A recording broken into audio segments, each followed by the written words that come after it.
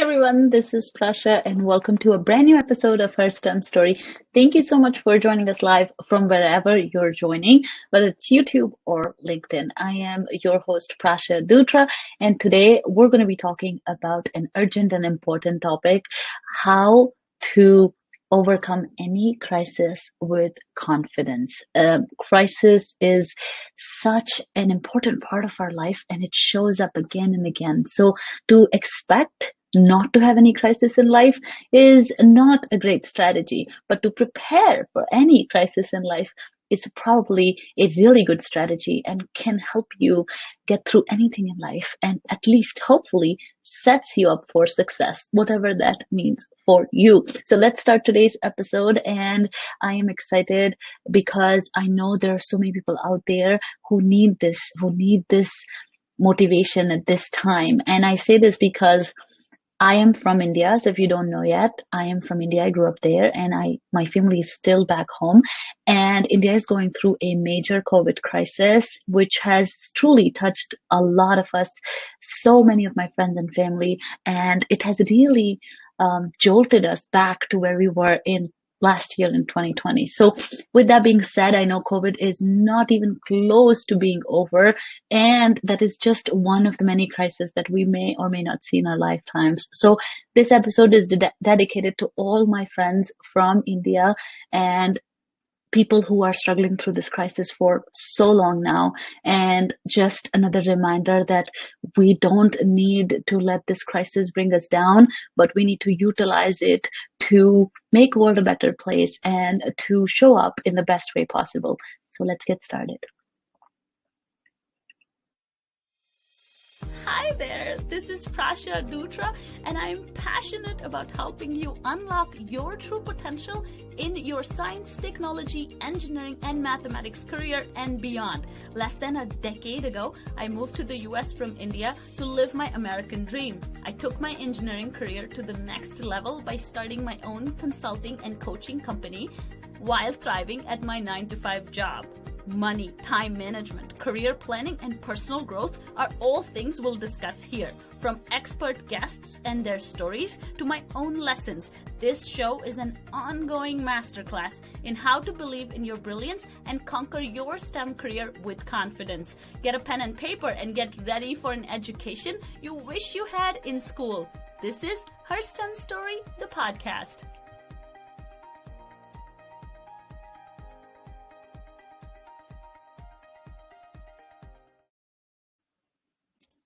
So one of the most important reasons why I do this podcast is community.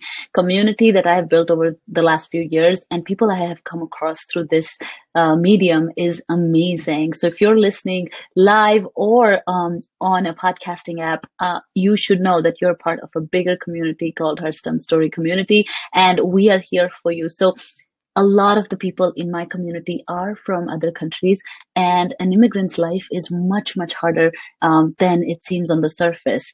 We don't get to celebrate holidays. We don't get to go for birthdays, weddings, funerals. We miss everything. And it's so painful. On top of it, we have to build a life here to accomplish our American dream.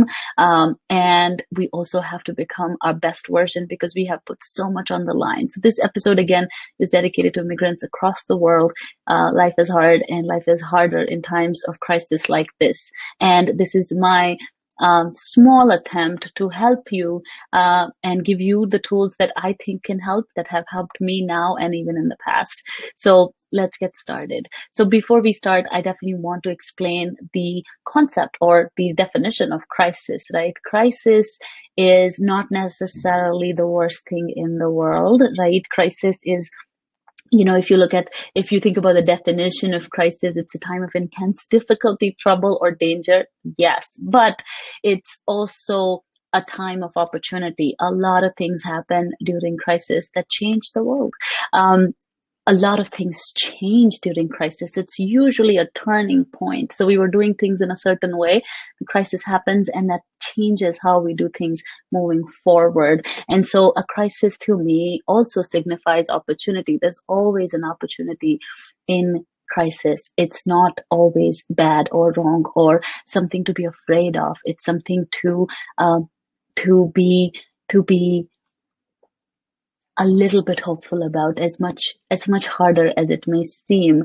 And so, one, understand the definition of crisis. It's something that went, off planning, off record. So very, very important to understand it, but also to have this open mindset that what is it here to teach me? So to work with any crisis with confidence, the first thing we have to do is define a crisis the way it works for us. Instead of consuming news and consuming all the sensationalism that surrounds a lot of big crisis, it's important to ground ourselves in our own definition of crisis, in our own definition of how are we going to show up, how are we going to utilize this to make not only our lives better, but other people's life better too. How are we going to use this crisis as a turning point in our own life? And this is super, super important. So from a mindset standpoint, the first thing to do is understand, how do I interpret crisis today? And if that definition is working for me or not. For me, I think last year, this was really, really, again, a turning point for my life was COVID-19. When it started last year, and I remember going to work and seeing empty streets, and I felt so helpless and so sad. And I know a lot of my immigrant friends are feeling this way too. It's so helpless and so sad. How do we help? How do we help India? And there's so many resources. I'm going to share some links in the episode notes as well if anybody wants to help this crisis in India. That's number one. But then we start feeling helpless because we're so far away. And I felt the same way in February last year. By God's grace, I personally have not been affected. And for the longest time, our families were safe. But of course, they got touched with COVID this time around. But last year when this happened, for the first 2 days, I cried.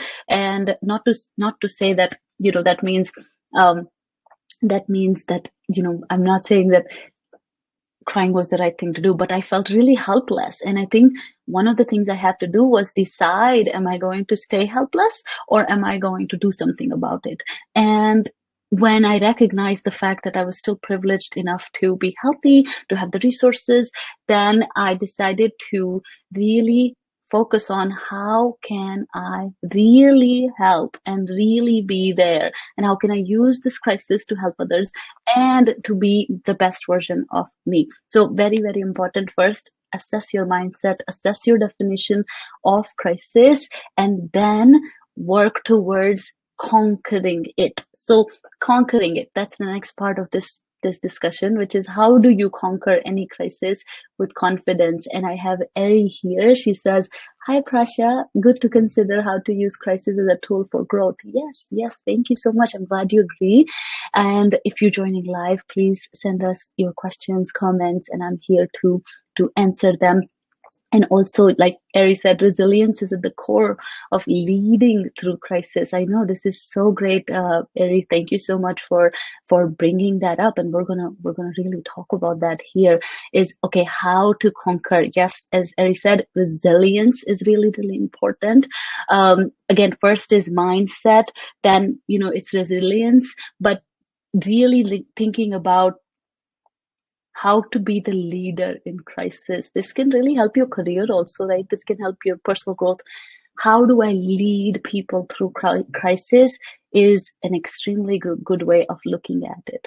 So number one, you have to stop blaming yourself. You have to stop feeling helpless. You have to stop consuming the news that's bringing you down. It's so important to inject positivity when you can. If you have a platform, if you have people, if you have community, inject the positivity that you can. It's really, really important, because this is one way we can start. Now, I'm not talking about toxic positivity. I'm just talking about what can I do in a positive way. Instead of affirming the numbers, the really horrible situation and dwelling in that, can I open a door for a healthy conversation, for some positivity in someone's life? Today's live is one of those examples. I had zero energy to do this, to be honest with you.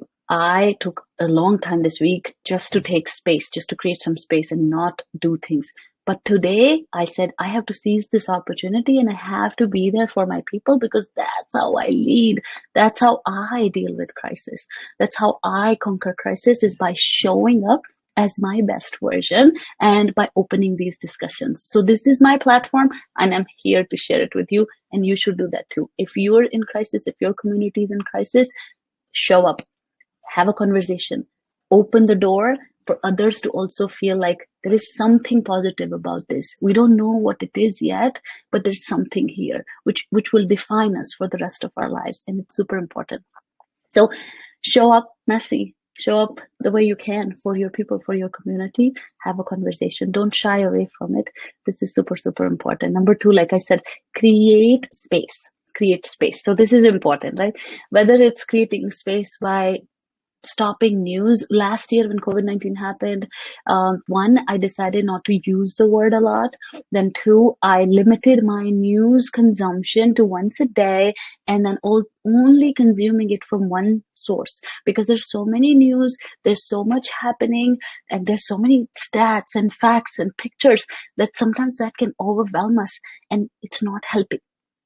So a lot of information overload is not necessarily helping you get through this crisis. Just consume enough information, whether it's 5 minutes on your Alexa, or 5 minutes on the way to work, 10 minutes on the way to work, or just reading one publication. Just restrict that inflow of information. That would seriously help you create some space between you and the crisis. There is a crisis, but you don't have to become that crisis. You don't have to emulate that crisis.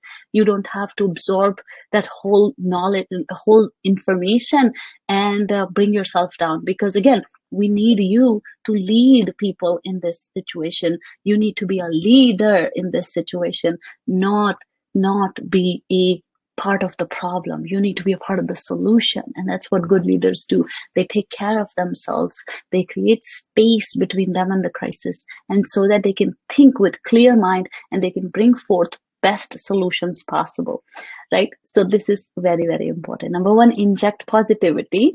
Try your best, use your platforms, use your forum, whatever way you can, use your voice to tell people that it's going to be okay and you're there for them. Open that conversation. Number 2, create space for yourself and for others, but create space by consuming less news, less facts, less information, and by really having a clear head. This is very important. Creating that space, which can also be in the form of meditation. It can be in the form of self-care. It can be in the form of taking care of yourself. Have you heard that wear your oxygen mask before helping others? Very important. Creating space can help you do that. The fact that a lot of things are going wrong doesn't mean that you can't sit in silence for 2 minutes. The fact that so much is going wrong doesn't mean you can't go for a walk or a run. That doesn't mean you can't work out. This can be critical for good leadership through crisis. It could be super important to conquer that crisis, that you don't let yourself get consumed by crisis. Super, super important. And number 3, create some lightness around you. Now, how do you do that? If you have family members in India, in other countries, or people who are suffering or probably isolated, don't tell them the news. Don't talk to them about all the stuff that's going wrong. Give them hope. Send them jokes. Send them some light-hearted stuff. Life is already very serious. Don't make it more serious. Try to create some lightness, not only lightness in terms of humor, but also lightness in terms of light. Bring your light forward and talk about something else. It's not necessary that we beat a dead horse. It's necessary that we create some lightness, no matter what kind of crisis. Now, this is COVID-19, huge crisis, hard to create humor around it, obviously, but you can in your own conversations with people, right?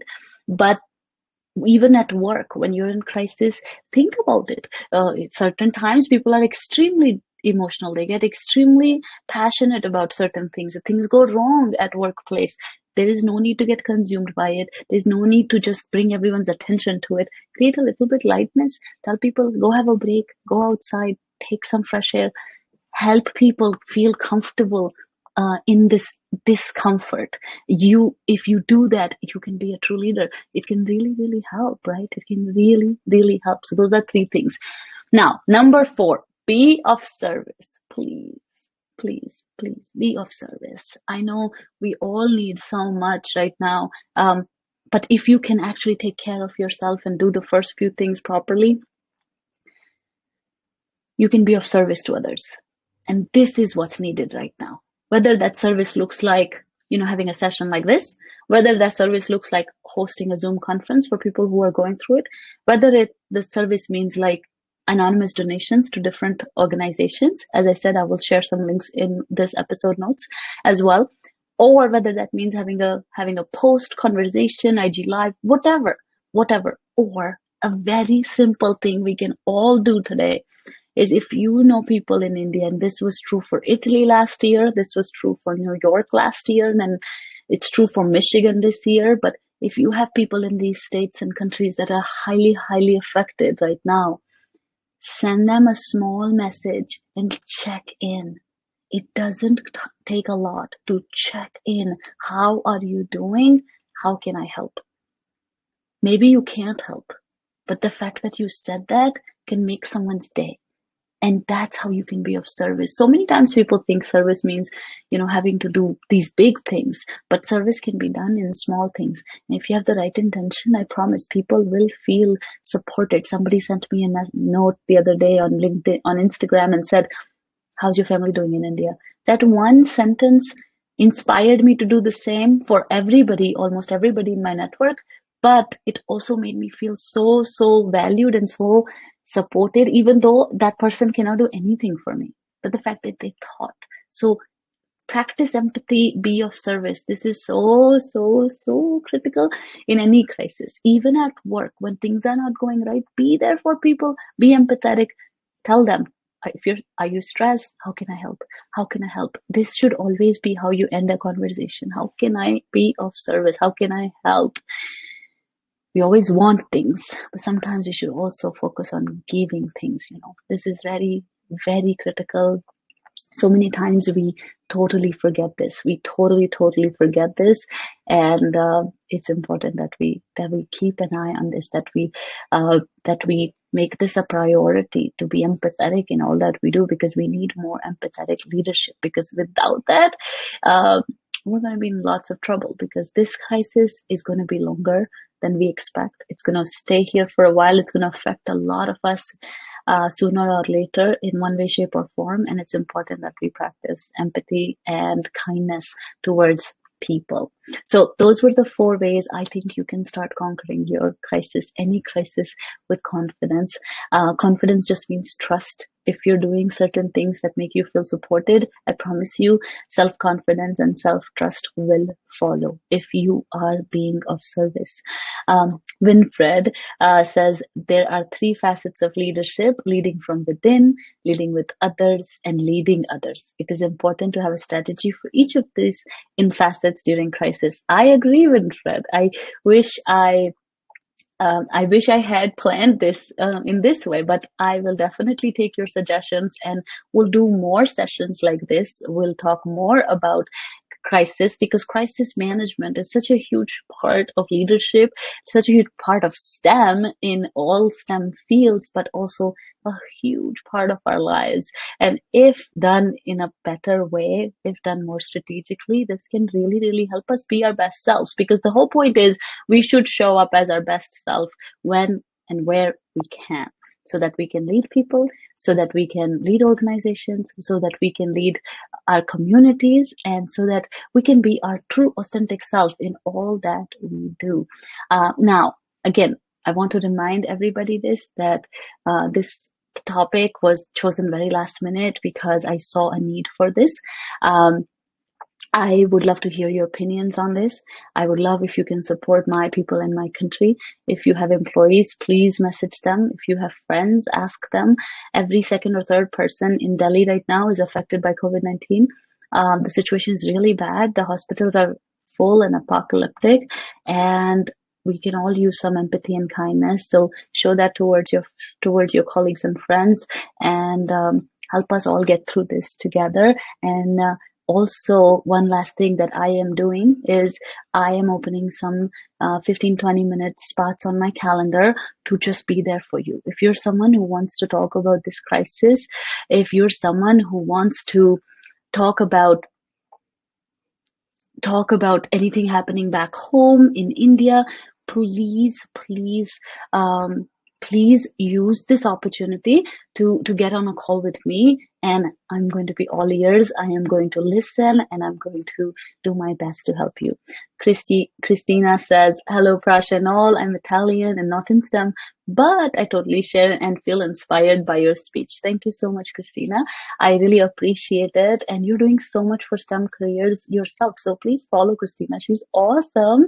And I am, again, so grateful for Winifred and Christina and others who were joining us live. And if you didn't join us live, that's totally fine too. Please use all the links in the episode notes to support COVID-19 efforts around the world, including my country, India. And also, if you would like somebody to listen to you, and if I can be of any support, please use my calendar link as well. It's in the episode notes. The call slots will be open till May 1st. So see if you can find some time. And I would love to be there for you the best way I can. Thank you so much for listening. And I will see you again next week with brand new Her STEM Story episodes live on YouTube and LinkedIn, and also available on all podcasting platforms. Thank you so much. And I'll see you again next week. Don't forget to subscribe, rate, and review this podcast. And talk to you soon. Bye-bye.